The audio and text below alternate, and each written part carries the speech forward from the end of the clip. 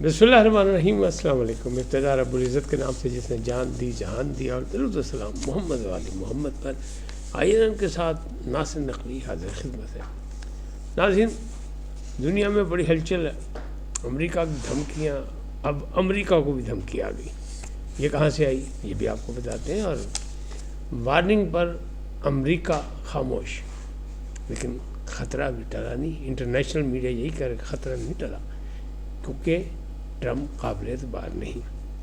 اڈیالہ کا جیلر تبدیل، سہیل آفریدی دوبارہ کراچی کیوں گئے، پرویز الہی پر فرد جرم عائد، اور فرانس کی ایٹمی دھمکی. ان تمام باتوں پر گفتگو کروں گا، لیکن پہلے آپ سے گزارش آئیے ان کو سبسکرائب کریں، لائک کریں، گھنٹی کا بٹن دبانا بھولیں، بلکہ اپنی قیمتی رائے کا اظہار اپنی شخصیت کے مطابق کریں. جی ناظرین، بات یہیں سے شروع کرتے ہیں کہ پرویز الہی صدر پی ٹی آئی، مرکزی صدر، جن کو پی ٹی آئی تو گھاس نہیں ڈال رہی، لیکن وہ جیل کاٹ کے اس وقت اپنی زندگی آرام سے گزارنے کی کوشش کرتے کیونکہ خاصے بیمار ہیں. لیکن آج ایک کرپشن کے مقدمے میں وہ گئے، اور گجرات میں ترقیاتی کاموں کے حوالے سے ان پر مقدمہ ہے. نیب نے کیا ہوا، لاہور کی ایک استداد دہشت گردی بلکہ اینٹی کرپشن کی عدالت تھی، اس میں یہ جناب حاضری ہوئی، تو وہاں ان پر فرد جرم عائد کر دی گئی کہ آپ نے گھپلے کیے ہیں. پرویز الہی صاحب نے کہا کہ میں نے ترقیاتی کام کیے اور اس میں کوئی کرپشن یا کوئی فراڈ نہیں. صحت جرم سے انہوں نے انکار کر دیا. تاہم نئی ڈیٹ پڑ گئی اور اب فرد جرم ہو گئی، اب مقدمہ چلے گا. یہ کیوں ہوا؟ اچانک لوگ یہ سوال کر رہے ہیں کہ وہ خاموش تھے، آرام سے ایک سائڈ پہ ہو کے زندگی گزار رہے تھے، حکومت سے یا اسٹیبلشمنٹ سے ان کی کوئی لڑائی نہیں، تو پھر یہ اچانک کیوں ہوا؟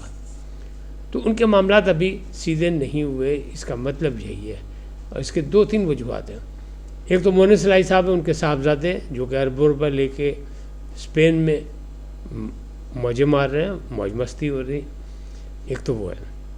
دوسری بات جو ہے وہ ہے سالک الہی اور شافع حسین، سالک حسین اور شافع حسین، جو چودھری شجاعت کے صاحبزادے ہیں اور حکومت کا حصہ ہیں قافلی کی جانب سے.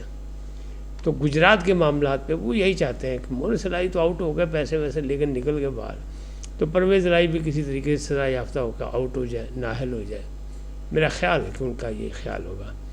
اب معاملہ کیا ہے؟ معاملہ یہ ہے کہ بتانے والے بتا رہے ہیں کہ سالک حسین اور محسن نقوی جو وزیر داخلہ ہیں، یہ دونوں ہم ظلم بھی ہیں. تک تعلق ہو گیا تو لوگ کہہ رہے ہیں یہ بھی ان کو ایڈوانٹیج مل رہا ہے، لہٰذا پرویز الہی کے لیے ابھی سختیاں کم نہیں ہوئی. تاہم سیاست میں تو اس طرح ہوتا ہے، وہ کہتے ہیں نا اس طرح تو ہوتا ہے اس طرح کے کاموں میں، تو پھر اس میں پریشان نہیں ہونا. وہ سیاسی آدمی ہیں، وہ پریشان بھی نہیں ہوں گے. لیکن سوال یہ ہے کہ سہیل آفریدی کا کہتے ہیں بڑا استقبال کراچی میں ہوا، بڑا جلسہ کیا. میں نے بھی کہا تھا کامیاب جلسہ انہوں نے کیا، تو دوبارہ کراچی چلے گا. لوگوں کا خیال ہے شاید وہ لیاری جو ہے وہ اپنی وہی اسٹریٹ موومنٹ کے لیے گئے ہیں، لیکن نہیں، ایسی بات نہیں ہے. یہ کارنامہ ایک انجام دیا گیا تھا اسی 3 دن کے دورے پر کہ ان کے لام لشکر کے ساتھ جس طرح وہ بھاگ دوڑ کر رہے تھے کراچی میں، تو وہاں ایک حادثہ پیش آیا تھا. ایک کارکن جو ہے وہ ڈالے سے ٹکرا کے یا گاڑی سے ٹکرا کے زخمی ہوا، بعد میں وہ دم توڑ گیا. بالکل اسی طرح جس طرح ضلع شاہ لاہور میں ہوا تھا زمان پارک میں، اور بعد میں اس پہ کیس ڈالا گیا کہ پولیس نے مار دیا یا حکومت نے مروا دیا. یہ بالکل اسی طرح ہوا. تو وہاں گئے تھے لیاری اس کی تعزیت کے لیے، اور کہنے والے تو یہ کہتے تعزیت نہیں، ان کو رام کرنے گئے تھے کہ غصہ کم ہو گیا ہوگا، ان سے منت اللہ کر کے کوئی ان کو کمپنسیٹ کر کے ان کو مقدمے کی طرف تاکہ وہ نہ جائیں. اب سندھ حکومت مقدمہ کرتی ہے کہ نہیں، کیونکہ ایک سندھ کی سیکورٹی کا مسئلہ تھا، ان کو چاہیے تھا کرتی، لیکن انہوں نے کیا نہیں کیا ابھی تک. لیکن یہاں یہ ہے کہ جو بچہ مرا ہے جس کا نام ہے بلال محسود، اس کے اہل خانہ سے وہ تعزیت کے لیے گئے. اب بات کرتے ہیں اڈیالہ جیل کا جیلر تبدیل. اس پر بڑی سوال اٹھ رہے ہیں کہ کیا ہوا؟ کیا عبدالغفور انجم زیر تاب آ گئے؟ ان کے خلاف کوئی کپتان کی شکایت جو ہے وہ کام آ گئی، ان کو تبدیل کر دیا گیا، وہ ملاقاتیں نہیں ہونے دے رہے تھے، تو کیا اب جو ساجد بیگ صاحب آئے ہیں نئے جیلر اڈیالہ جیل کے، وہ ملاقاتیں کروائیں گے یا وہ مزید سختیاں کریں گے؟ یہ سوالات اٹھ رہے ہیں۔ تو بات پہلی تو یہ ہے کہ یہ روٹین کی تبادلے ہیں۔ صوبہ پنجاب میں تقریباً 1 درجن جیلر جو ہیں وہ تبدیل کیے گئے، اسی میں عبدالغفور انجم صاحب بھی تبدیل ہو گیا، لیکن چونکہ سیاسی قیدی یہاں موجود ہیں، قیدی نمبر 804، اور اس کا بخار بھی بہت تیز ہے لوگوں کو، لہٰذا ہر چیز کو اس کو سیاسی بنایا جاتا ہے۔ تو ساجد بیگ صاحب ظاہر آئین اور قانون کے مطابق جو جیل مینول ہوگا اسی کے مطابق کریں گے، اور جو سلسلہ چل رہا تھا وہ اسی طرح چلتا رہے گا میرے خیال میں۔ اب وہ نہ وہ رعایت دینے کے قابل ہوں گے، نہ ہی وہ کوئی زبردستی کی سختی کرنے کے ہوں گے، کیونکہ ان کا اپنا نہیں، جیل مینول کے مطابق سارا کچھ ہوگا۔ تو یہ بات بھی ایسی ہوگی۔ اب بات کرتے ہیں کہ فرانس کی ایٹمی دھمکی اور وارننگ پر امریکہ خاموش۔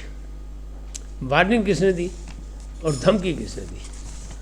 تو جو وارننگ کی بات ہے وہ کی مشرق وسطیٰ کے مختلف ممالک نے وارننگ دی امریکہ بہادر کو، جس میں سعودی عرب بھی شامل ہے، ترکیہ بھی شامل ہے، قطر بھی شامل ہے، اور انہوں نے وارننگ دی کہ اگر تم نے ایران پر حملہ کیا تو مشرق وسطیٰ کے حالات خراب ہو جائیں گے، اور تیل کا جو مسئلہ ہے وہ بہت خراب ہوگا، اور معاشی سلسلہ جو ہے، معیشت کا مسئلہ جو ہے وہ بھی متاثر ہوگی۔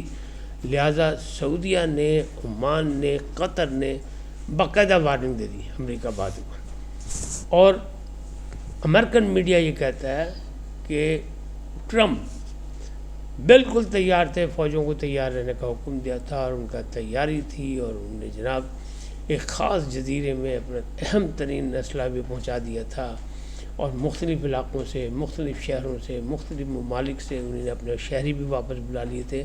جنگ کرنے کا فل پروگرام تھا، لیکن حملہ منتوی ہو گیا، انہیں خاموش ہونا پڑ گیا، صرف اس لیے کہ مشرق وسطیٰ کے جو ان کے دوست ہیں، جہاں ان کے اڈے ہیں، ایران نے کہا تھا کہ کوئی اڈا نہیں چھوڑیں گے، ہم دور نہیں جائیں گے، ہم ان اڈوں کو اڑا دیں گے۔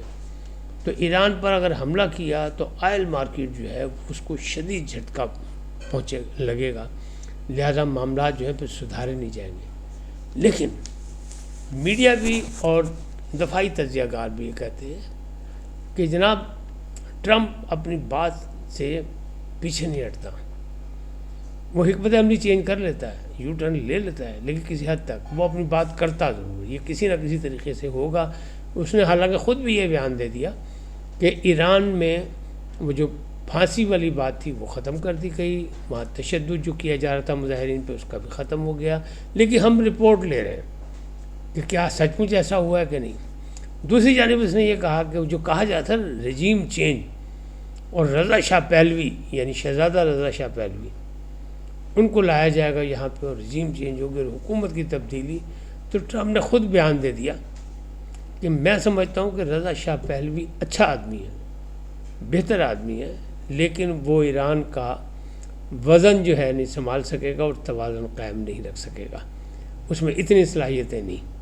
ظاہر ہے اس کے بعد تجربہ نہیں ہے، نہ سیاست کا نہ حکمرانی کا، صرف بادشاہ کا بیٹا ہونا تو کوئی چیز نہیں ہے، اور اتنے سال سے برسوں سے وہ ملک سے باہر ہے اپنی سرزمین سے۔ تو انہوں نے کہہ دیا نہیں وہ اس قابل نہیں ہے، یہ ٹرمپ نے کہہ دیا۔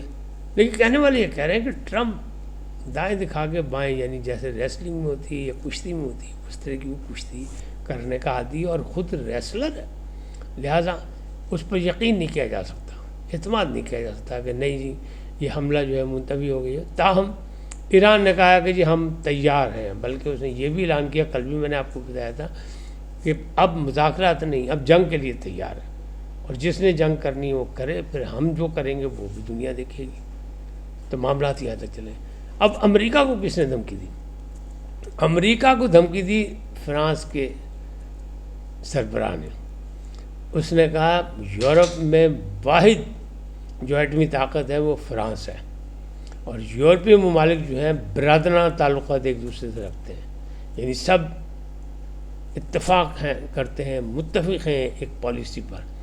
لہٰذا اگر گرین لینڈ کی طرف دیکھا جہاں مدنیات ہیں، جس پر نظریں ہیں امریکہ کی، اور امریکہ کہہ رہا ہے گرین لینڈ پر جب دل چاہے میں بیٹھ جاؤں، کسی کی کیا ضرورت. تو فرانس نے دھمکی دے دی کہ یہ یاد رکھنا کہ ہم ایٹمی طاقت ہیں، یورپ کی واحد ایٹمی طاقت ہیں، اور یورپ جو ہے وہ اتفاق رائے رکھتا ہے، متفق ہے اس معاملات میں. ہم گرین لینڈ کی 1 انچ بھی زمین پر کسی کو قبضہ کرنے کی اجازت نہیں دیں گے. امریکہ نے کہا تھا کہ اگر نہ کیا ہم نے قبضہ تو یہ سونے کی جو چڑیا ہے گرین لینڈ، اس پر چین یا روس قبضہ کر لے گا. روس تو خاموش رہا، لیکن چین نے رد عمل کا اظہار کر دیا تھا کہ ہمارا نام نہ لو، جو تم نے کرنا کرو، ہمیں کوئی ایسی بات نہیں، ہمیں کوئی ایسا پلاننگ نہیں ہے، ہماری کوئی ایسی حکمت عملی نہیں ہے. تاہم اب فرانس سیدھا ہو گیا اور اس نے کہا جناب ادھر نہ آنا، نہیں تو پھر بہت بری ہوئے گی. اس وقت تک اتنا ہی، پھر ملیں گے نئے موضوع کے ساتھ. جاتے جاتے آپ سے درخواست، آئیے ان کو سبسکرائب کریں، لائک کریں، گھنٹی کا بٹن دبانا بھولیں، اور اپنی قیمتی رائے کا اظہار اپنی شخصیت کے مطابق کریں. سدا سلامت رہیں، لیکن پہلے پاکستان زندہ باد، پاک و فوج پائندہ باد، سدا سلامت رہیں. اللہ نگہبان.